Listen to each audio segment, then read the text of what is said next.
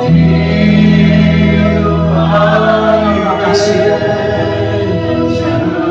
Terima kasih ya Allah.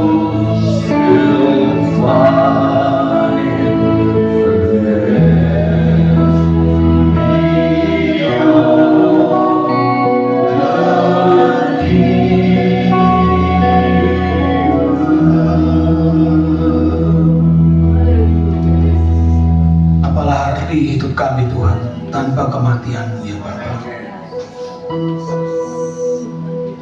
Dan apalah yang kami harapkan dalam hidup ini kalau Engkau tidak bangkit dan tidak naik ke surga menyediakan tempat bagi kami.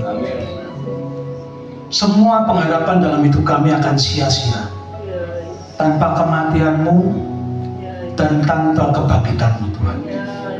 Oleh karena kebangkitan-Mu, hidup kami jadi penuh pengharapan bahwa kami percaya Engkau adalah juru selamat kami yang hidup. Engkau yang menyediakan tempat bagi kami suatu hari kelak. Engkau yang memelihara hidup kami ya Bapa. Anak-anak kami, keluarga kami ada di dalam jaminan Tuhan. Terima kasih Tuhan untuk malam hari ini. Kami bersyukur buat segala kebaikan-Mu. Biarlah hati kami terus mengucap syukur pada Tuhan, karena kami percaya bahwa kami punya Tuhan yang luar biasa. Mari semua yang percaya dan mengucap syukur pada malam hari ini sama-sama dengan saya katakan amin. Shalom. Silakan duduk Bapak Ibu Saudara sekalian. Siapa yang diberkati malam hari ini? Siapa yang diberkati? Siapa yang lapar? Sudah lapar katakan haleluya. Saya lihat kesaksian yang luar biasa Bapak Ibu semua. Sungguh saya pun diberkati. Terima kasih Pak Birawa dan Ibu yang sudah memberikan kesempatan bagi kami, juga Pak Johan, Pak Suswan dan tim semua, juga semua hamba Tuhan di tempat ini. Kami mengucapkan terima kasih atas kesempatan ini.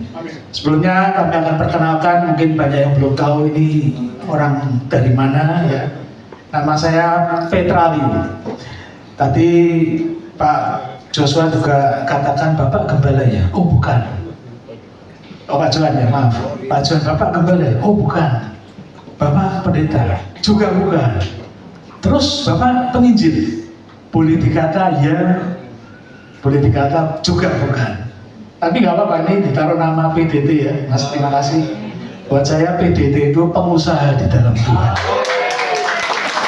Amin. Amin. Pengusaha di dalam Tuhan. Kita semua adalah pengusaha di dalam Tuhan. Amin. Banyak juga yang panggil saya pastor dengan nama PS ya. Nggak apa-apa, saya nggak keberatan. Saya iman itu adalah pengusaha surga. Haleluya. Puji Tuhan, hari-hari ini banyak orang-orang dipakai Tuhan Bapak Ibu. Bahkan dari kalangan pengusaha ya, banyak dipakai Tuhan ya, pengusaha rasa pendeta. Ya, yang penting jangan pendeta rasa. Nah, itu saudara yang ngomong ya. Gak apa-apa, pengusaha rasa pendeta Bapak Ibu semua kita, karena amanat agung Tuhan kita bahwa perintah Tuhan sebelum naik ke surga adalah pergi jadikan semua bangsa muridku dan baptislah mereka dalam nama Bapa, Putra dan Roh Kudus. Saya setuju, katakan amin. Berikan kemuliaan bagi nama Tuhan kita. Haleluya. Nama saya adalah Petraliu. Ini adalah foto keluarga saya Bapak Ibu. Saya perkenalkan sekilas.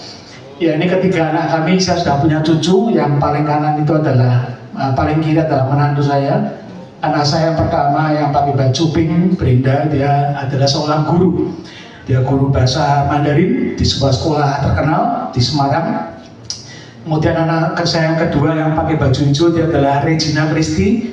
Dia adalah seorang guru. Dia seorang guru di sebuah sekolah di Denver, Colorado.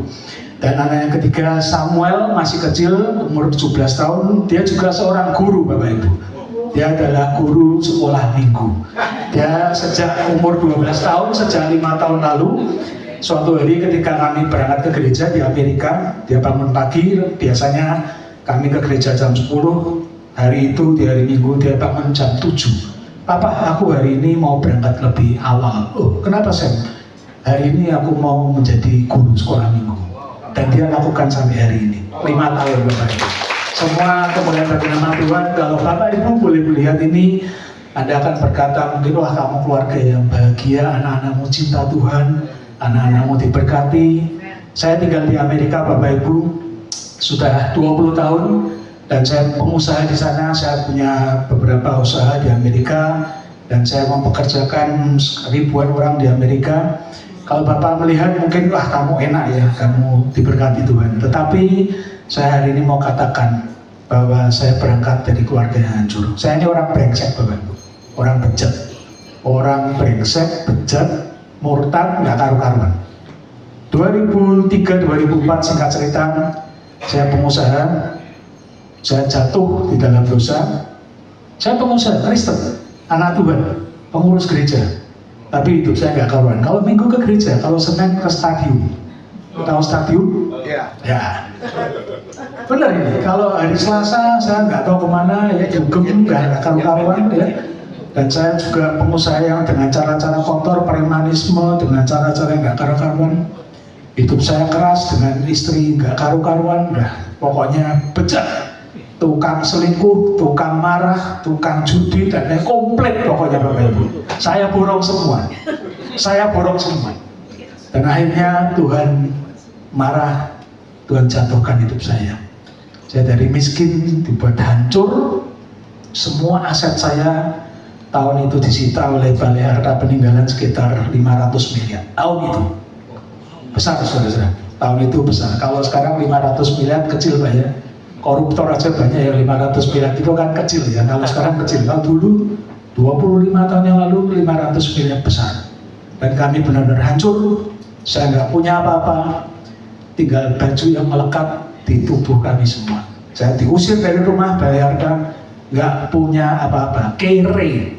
Tahu kere bahasa Jermannya? Miskin. Melarat Bapak Ibu. Benar-benar nggak punya apa-apa. Ketika kami jatuh miskin, siapa yang dicari? Yesus. Belum tentu. Orang sudah jatuh miskin, salah. Kadang ada yang dicari belum tentu Tuhan. Masih cari yang lain. Cari dukun, ya, cari pesugihan, cari nomor dan lain sebagainya. Bahkan masih belum bertobat menyalahkan. Wah ini gara-gara musuhku. Wah ini gara-gara saingan bisnisku. Oh ini gara-gara saudaraku yang nggak nolong saya. Oh ini gara-gara si A, gara-gara dan gara-gara. Bapak Ibu, kalau kita sudah dipojokkan, kita cari Tuhan, amin. Gak ada jalan lain. Waktu itu saya datangin istri saya bertobat, minta ampun. Kami mau hidup baru, dan kami sejak hari itu hidup di dalam sebuah namanya proses Tuhan. Enak nggak? Nggak enak. Apa terus Anda bertobat, besok langsung simsalabim jadi kaya lagi? Enggak. Apakah engkau ketika engkau bertobat terus besoknya langsung semuanya oke? Enggak, saudara-saudara. Bahkan kita katakan proses Tuhan itu lebih sakit. Amin. Lebih sakit proses Tuhan itu ketika kita masuk dalam proses. Tuhan itu uji hidup kita. Singkat cerita, saya dan istri sepakat kita berangkat ke Amerika 20 tahun yang lalu lebih. Dan kita bayangkan waktu itu Amerika adalah negeri yang penuh dengan dolar, ya, dolar Amerika. Kita berangkat ke Amerika sekeluarga. Dan waktu itu kami masuk ke Amerika, saya pikir ya enak, senang, wah habis ini dolar ya. Gak taunya nangis, kerja dari nol, dari jadi tukang sampah di restoran, tukang pel restoran, dan kami jalan nih, seumur hidup saya nggak pernah namanya pegang sapu sama pel. Hari itu saya pel sapu, tukang tempat sampah itu jadi kehidupan saya sehari-hari. Tiap hari pegang sapu, pel, sampah, sapu, pel, sampah. Itu lihat kotoran udah setiap hari udah. Gak apa-apa, saya ikuti proses Tuhan. Saya gak pernah nangis. Istri saya selalu kuatkan, berikan kekuatan dalam hidup saya. Anak-anak gak pernah malu. Punya bapak bekas bos jadi tukang pel, ya sudah, gak apa-apa. Puji Tuhan, keluarga mendukung. Makanya Bapak Ibu, terutama ibu-ibu, Halo ibu-ibu, ketika suamimu ini dalam lembah yang gelap, dukung, support, beri kekuatan. Anak kita jatuh ya, jangan terus kita tuh kata-katakan yang perkataan yang justru jatuhkan. Nggak ada gunanya, malah tambah jatuh, malah tambah terperosok. Beri dia kekuatan, siapapun itu. Kita tuh lidah kita tuh punya kuasa. Tapi begitu kita dikuasai oleh lidah, ya. Jadi berikan kata-kata yang baik. Suami yang sedang bermasalah jangan dihakimi, berikan doa. Kalau nggak bisa ngomong, doakan saja, udah cukup. Singkat cerita, tahun-tahun berikutnya saya menjadi supir taksi di kota New York, Bapak Ibu. Taksinya sebelumnya, nah ini New York NYC Cab, ya, saya bilang Yellow Cab, terkenal di Amerika ya. Saya drive taksi kurang lebih sekitar hampir 8 tahun, hampir 10 tahun ya. Enak, gak enak Bapak Ibu, tetap kere, tetap miskin. Jangan Bapak Ibu kira, wah supir taksi di kota New York bayarannya gede. Iya bayarannya besar, tetapi pengeluarannya juga besar. Sama supir taksi di Bluebird di sini, di Amerika, di Indonesia sama. Supir taksi ya supir taksi, nggak ada namanya supir taksi itu kaya, nggak ada. Meskipun di New York City pemasukan besar, yes, tapi pengeluaran juga besar. Biaya sewa besar, makan besar, biaya listrik besar. Saya itu kalau di rumah waktu saya jadi supir taksi, istri saya listrik itu biar repot, saudara. Bukan salah PLN, kalau di sini PLN-nya yang salah. Di sana enggak, karena kita enggak punya duit. Bayar listrik kadang-kadang bisa bayar, kadang-kadang nggak bisa bayar. Wifi itu kadang mati itu, ya karena kita nggak punya duit. Di Amerika simple, you have no money, you have no life. It's simple. Itu aja di Amerika. Jadi ya, kehidupan kami benar-benar bertahun-tahun itu miskin, tetapi satu hal yang menguatkan dalam hidup saya bahwa janji Tuhan itu setia dan amin. Berikan kemuliaan bagi nama Tuhan.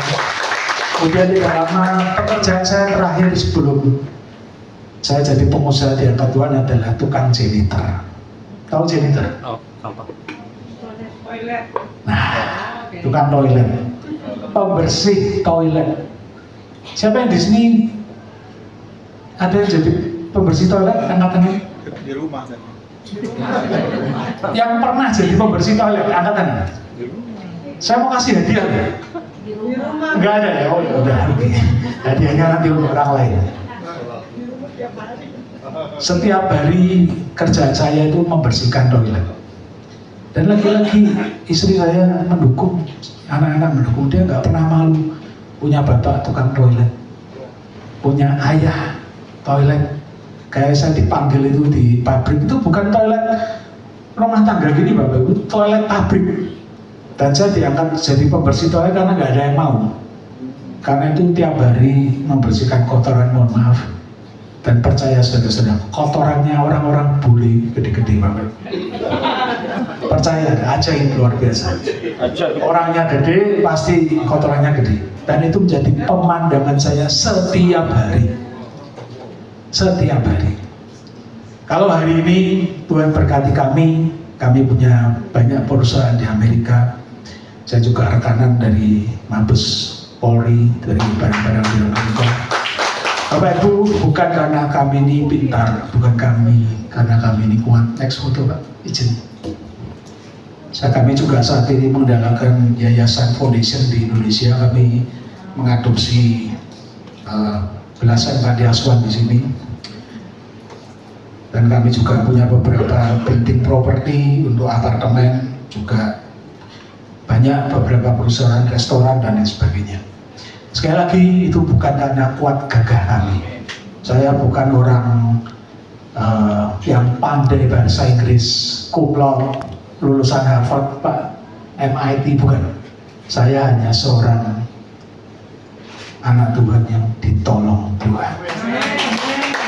Bapak Ibu, kalau keadaan harimu hari ini, percayalah bahwa Tuhan itu sanggup mengubahkan. Ketika Tuhan uji hidup kita, masuk dalam proses Tuhan, tetaplah setia. Ya, tetaplah setia. Saya orang minoritas di negeri Amerika.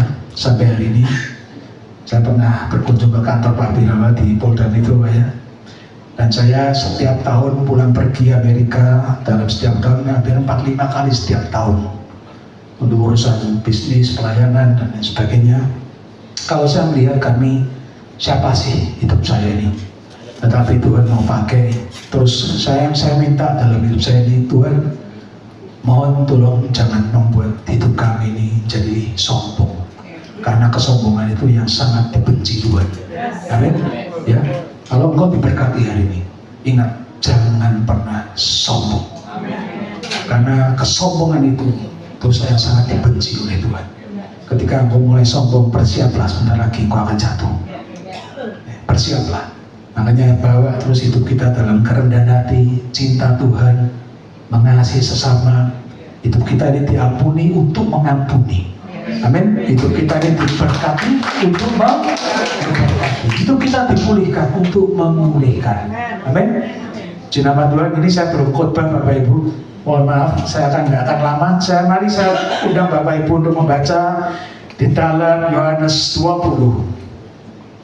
Hari-hari ini 20, Yohanes 20 ayat yang ke-19.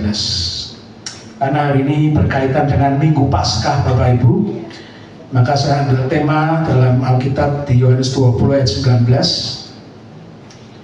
Mari kita baca mulai ayat 19, saya bacakan. Ketika hari sudah malam, pada hari pertama minggu itu berkumpullah murid-murid Yesus di suatu tempat dengan pintu-pintu yang terkunci, karena mereka takut kepada orang-orang Yahudi. Pada waktu itu datanglah Yesus dan berdiri di tengah-tengah mereka dan berkata, "Damai sejahtera bagi kamu." Dan sesudah berkata demikian, ia menunjukkan tangannya dan lambungnya kepada mereka. Murid-murid itu bersukacita ketika mereka melihat Tuhan. Maka kata Yesus sekali lagi, "Damai sejahtera bagi kamu. Sama seperti Bapa mengutus aku, demikian juga sekarang aku mengutus kamu." Dan sesudah berkata demikian, ia mengembusi mereka dan berkata, "Terimalah Roh Kudus. Jikalau kamu mengampuni dosa orang, dosanya diampuni. Dan jikalau kamu mengatakan dosa orang tetap ada, dosanya tetap ada." Next. Judul berikutnya, Yesus menamakan diri kepada Thomas. Tetapi Thomas, seorang dari ke-12 murid itu yang disebut Didimus, tidak bersama-sama mereka. Ketika Yesus datang ke situ, maka kata murid-murid yang lain kepadanya, "Kami telah melihat Tuhan." Tetapi Thomas berkata kepada mereka, "Sebelum aku melihat bekas paku pada tangannya, dan sebelum aku mencucukkan jariku ke dalam bekas paku itu dan mencucukkan tanganku ke dalam lambungnya, sekali-kali aku tidak akan percaya." 8 hari kemudian murid-murid Yesus berada kembali dalam rumah itu, dan Thomas bersama-sama mereka. Sementara sekali lagi pintu-pintu terkunci, Yesus datang dan ia berdiri tengah-tengah mereka dan berkata, "Damai sejahtera bagi kamu." Kemudian ia berkata kepada Thomas, "Taruhlah jarimu di sini dan lihatlah tanganku, ulurkanlah tanganmu dan cucukkan ke dalam lambungku, dan jangan kau tidak percaya lagi, melainkan percayalah." Thomas menjawab dia, "Ya Tuhanku dan Allahku." Kata Yesus kepadanya, "Karena engkau telah melihat aku, maka engkau percaya. Berbahagialah mereka yang tidak melihat, namun percaya." Katakan berasa sebelah kanan kirimu, berbahagialah yang tidak melihat, tetapi percaya. Bapak Ibu, kalau kita melihat singkat dari perikop ini, kita mau simpulkan apa Bapak Ibu? Ketakutan, kekhawatiran, dan ketidakpercayaan. Benar? Ya. Justru murid-murid Yesus, orang-orang yang selama ini mengikut Yesus, dia melihat bagaimana orang buta dicelupkan, orang lumpuh berjalan. Dia melihat bahkan Lazarus yang mati dibangkitkan. Tetapi hari ini, malam ini Sabtu kan ya, besok menurut tanggal Yahudi besok Sabat. Jadi Yesus kemarin disalibkan, ini masa tenang, dan besok pagi Sabat Yesus bangkit. Dipenuhi dengan ketakutan. Justru orang-orang yang melihat langsung bagaimana Tuhan, mereka ajaib, Tuhan kita ajaib. Tetapi justru mereka orang-orang yang mengalami ketakutan dan kekhawatiran, Bapak Ibu. Dan ketidakpercayaan. Sungguh ironis sekali. Demikian juga hidup kita, Bapak Ibu. Kita tahu bahwa Tuhan itu, oh iya, Tuhan juru selamat kita, Dia yang menolong kita. Kita bahkan sudah banyak menerima mujizat.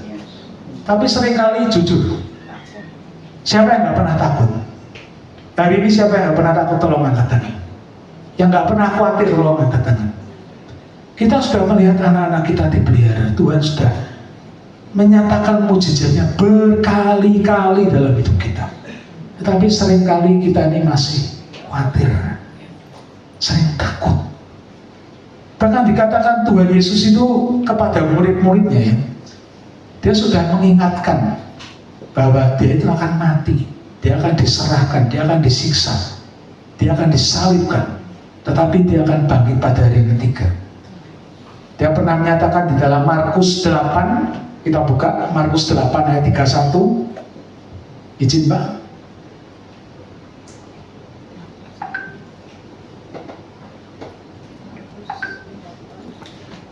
Markus 8, 31 sampai 33. Kemudian mulai Yesus mengajarkan kepada mereka bahwa anak manusia harus menanggung banyak penderitaan dan ditolak oleh tua-tua, imam-imam kepala, dan ahli-ahli Taurat, lalu dibunuh dan bangkit sesudah 3 hari. Lanjut, 32. Hal itu dikatakannya dengan terus terang, tetapi Petrus menarik Yesus ke samping dan menegur dia. Gak lama kemudian di Markus 9, satu ayat lagi, cuman satu nats, Markus 9 ayat 30, ya Markus 9 ayat 30, gak jauh-jauh Bapak Ibu. Dia katakan lagi, Yesus dan murid-muridnya berangkat dari situ dan melewati Galilea, dan Yesus tidak mau hal itu diketahui orang. Next. Sebab Ia sedang mengajar murid-muridnya dan Ia berkata benar, anak manusia akan diserahkan ke dalam tangan manusia, dan mereka akan membunuh Dia dalam 3 hari.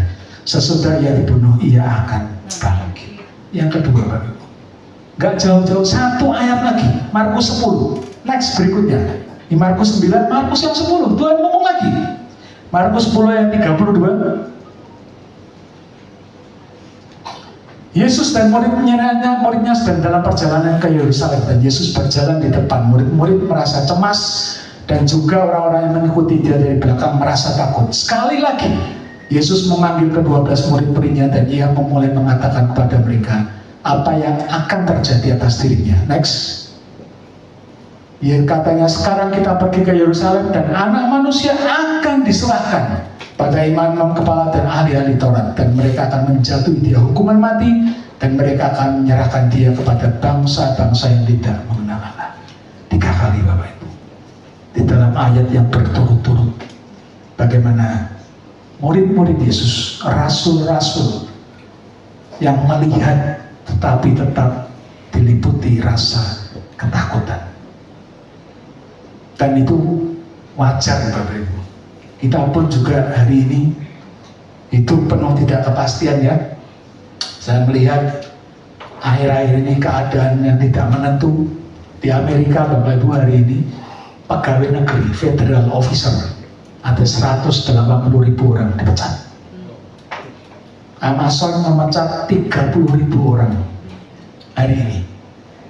Perusahaan toko Messi, apa semua JCP ini tutup semua, dan puluhan ribu orang kehilangan pekerjaan. Gak cuma di Indonesia, di Amerika sama, gak ada tempat yang aman.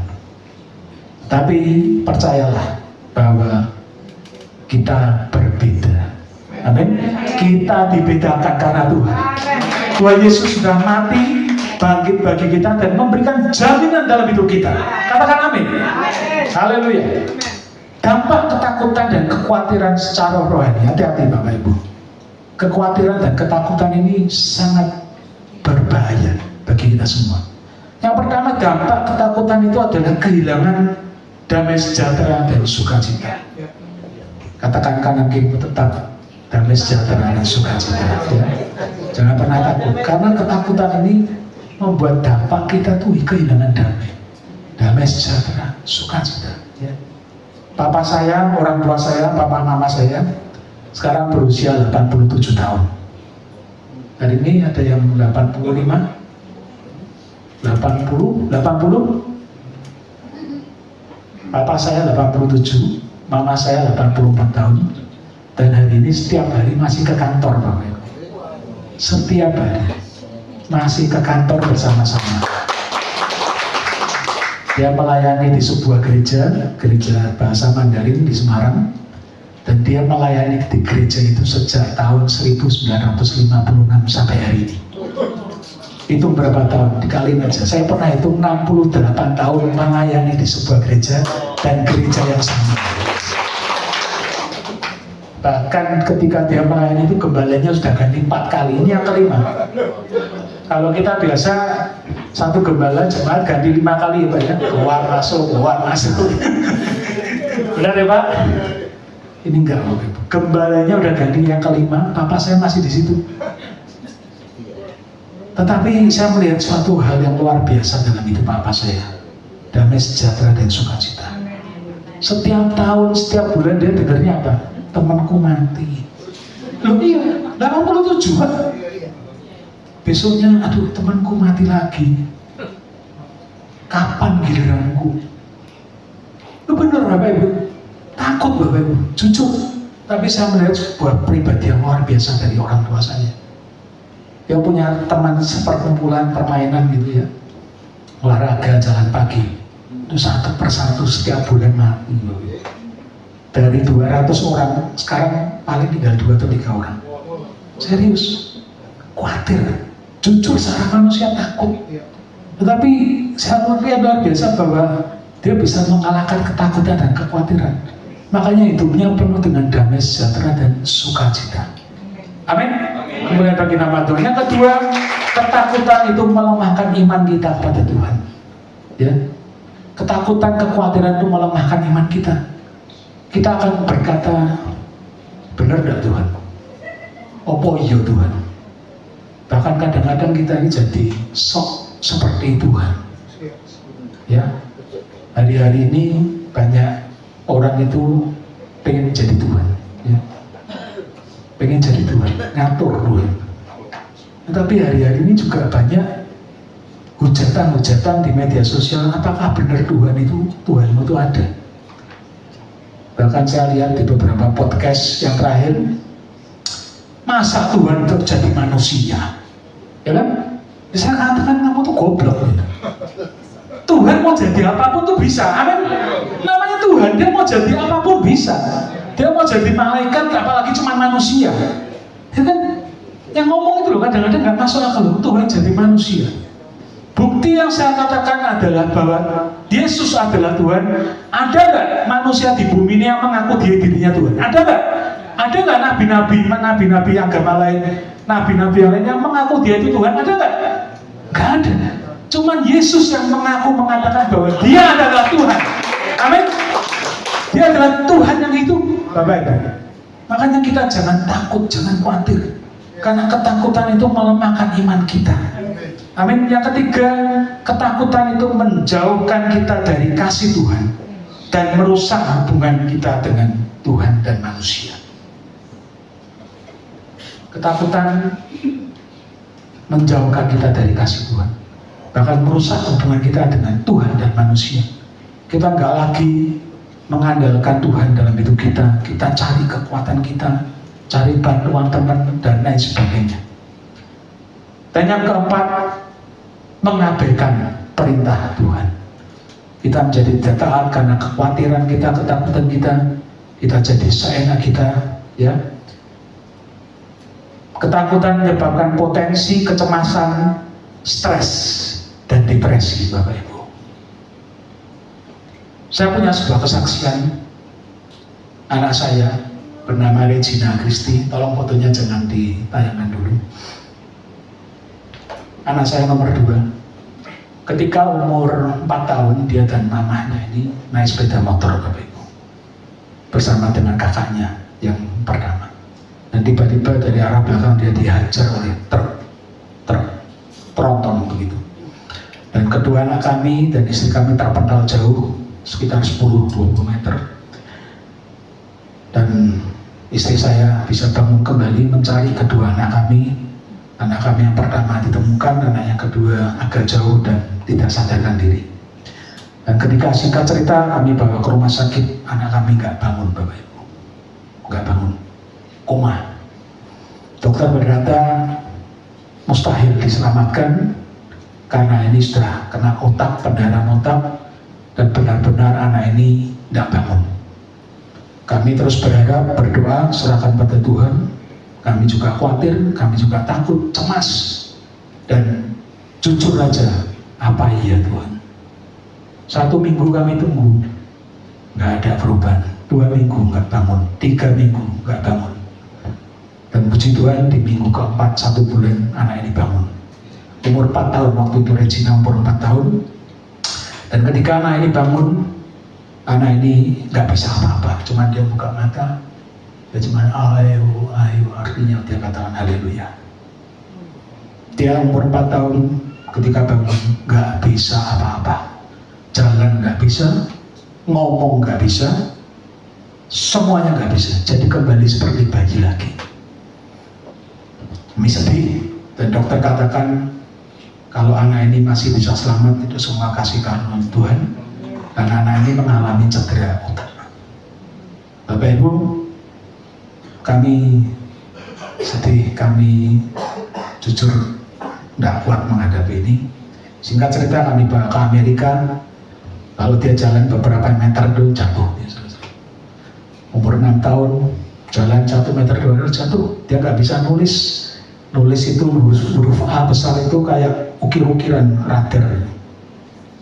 Ya kalau pegang tangan gini, ya shaking.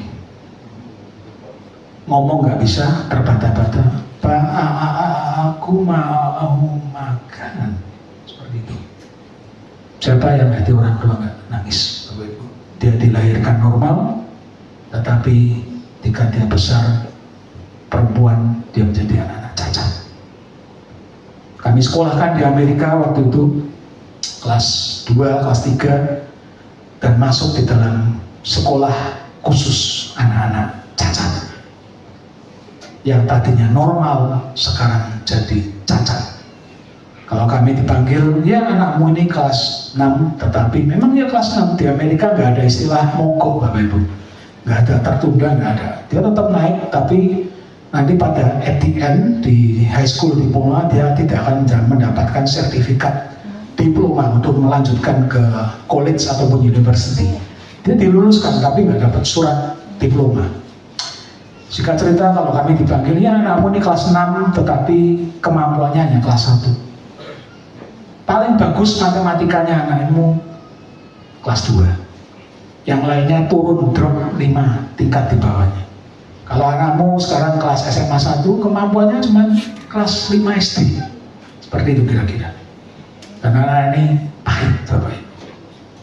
Dalam hidupnya dia sering menyalahkan mamanya, kami. Kenapa hari itu aku kamu bawa pergi? Hari ini aku nggak punya teman, teman-temanku semua orang cacat, orang yang ngiler-ngiler, orang yang semua yang seperti itu. Dan dia menyesal, dia hidup dalam kepahitan. Kami pun sedih. Tetapi yang kami bawa doa hanya kepada Tuhan, Bapak Ibu ya. Kalau kita berserah, kita hanya percaya Tuhan, kita berikan hal yang baik, taburan yang baik, semuanya itu tidak ada yang mustahil bagi Tuhan. Amin. Hari ini Regina menjadi seorang guru. Ini guru beneran loh Bapak Ibu. Guru di State Colorado dan guru yang di-hire pemerintah. Dia berjuang dengan segala upaya kemampuannya dan dia dipulihkan di umur sekitar 22 tahun. Sekarang Regina berumur 29 tahun. Dia dipulihkan, dia bertemu dengan Tuhan umur 22 dan kehidupannya dirubah. Hari ini dia menjadi guru di sebuah sekolah di Colorado dan guru-guru untuk anak-anak cacat. Dari seorang anak cacat menjadi seorang guru anak cacat. Dan hari ini, tahun lalu dia berhasil membeli rumah sendiri di Colorado. Bukan kekuatan dia, saudara-saudara. Dia nggak pintar, dia anak cacat. Tapi kita serahkan hidup kita, masuk proses Tuhan. Jangan pernah kamu menolak proses Tuhan. Apa yang kita hadapi dalam hidup ini aja nih Bapak, percayalah bahwa Tuhan itu melakukan bagian yang terbaik. Amin. Saya nggak akan lama-lama, saya akan angkat sebuah kesaksian terakhir dalam hidup kami.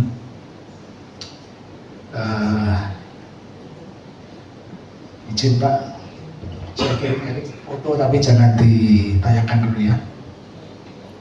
Ini sebenarnya di luar dari konteks kami, tapi saya tergerak untuk membagikan kepada Bapak Ibu.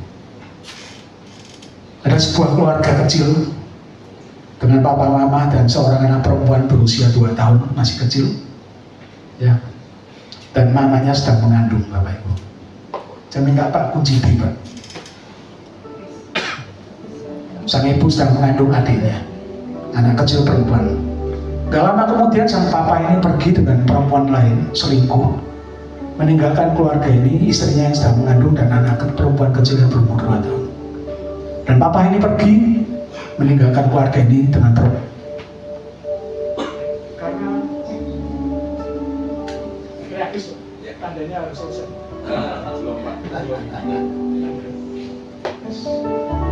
Testing ya. Ini tandanya sudah mau selesai Bapak Ibu. Mic-nya baterainya habis, sudah kuat. Tadi sampai mana ya? Bapaknya pergi dengan selingkuh dengan orang lain.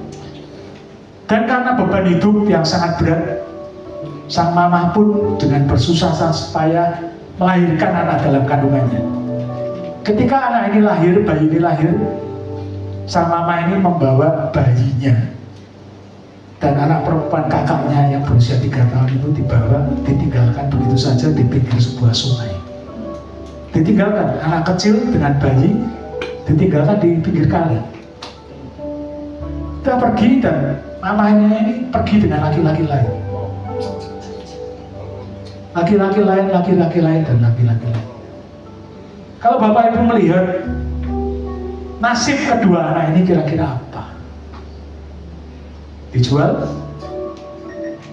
jadi pengemis karena dua-duanya perempuan jadi pelacur, atau dijual organ tubuhnya mungkin kalau zaman sekarang ya. Kalau kita secara manusia nggak ada harapan Bapak. Logika kita mainnya di mana? Dan papa mamanya nggak pernah kembali loh, nggak pernah kembali. Tetap dengan perempuan lain, sang ibu dengan laki-laki lain. Itu secara manusia nggak mungkin Bapak Ibu. Tetapi hari ini sang kakak perempuan itu diberkati Tuhan dan jadi berkat di mana-mana. Dia adalah, bisa tolong Mbak, istri saya, sang kakak perempuan. Dan ini adalah adiknya, memang tinggi adiknya Bapak Ibu. Dan dia berfoto di depan rumah yang merawat mereka, itu kan kampung kecil, jelek. Dulu rumahnya lebih jelek. Ini kita foto nostalgia di tempat di mana mereka dirawat dan dibesarkan. Bukan oleh kedua orang tua mereka, bukan. Tetapi mereka dipelihara oleh Tuhan. Amin. Dan hidup mereka mengalami proses demi proses. Bapak Ibu percaya bahwa Tuhan kita ajaib? Apapun kayaknya secara manusia tidak mungkin, tetapi bagi Tuhan tidak ada yang tidak mungkin. Amin. Mari saya bagi diri sama-sama katakan. Sekali Yesus, selamanya Yesus, harapanku tak akan hilang, karena kasih-Nya selalu ada. Katakan, oh Yesus, ku cinta Engkau sama sekali Yesus, sekali Yesus, selamanya Yesus, harapanku takkan hilang, karena kasih-Nya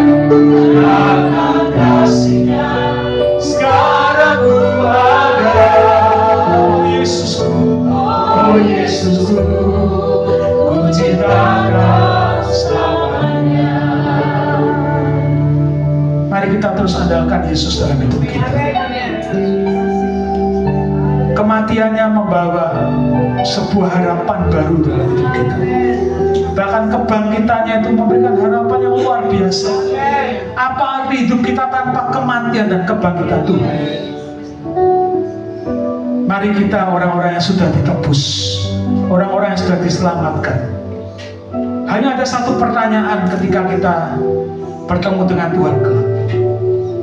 Apa yang sudah kau perbuat bagi aku?